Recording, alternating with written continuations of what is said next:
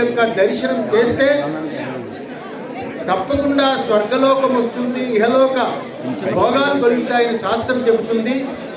అటువంటి ఐశ్వర్యప్రదమైన ఈ వైకుంఠ ఏకాదశి దర్శనం ఇతర క్షేత్రాల కంటే చాలా గొప్పది, పురాతనమైనది, పురాణాలలో ఉన్నది.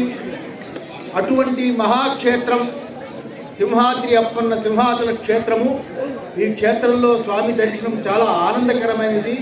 ఈరోజు ఈ దర్శనం జరిగింది, మాకు చాలా సంతోషమైంది. భగవంతుడి యొక్క కృప ఈ రాష్ట్రానికి, దేశానికి పరిపూర్ణంగా స్వామి యొక్క కృప ఉండాలని మనస్ఫూర్తిగా కోరుతూ అందరినీ ఆశీర్వదిస్తున్నాను.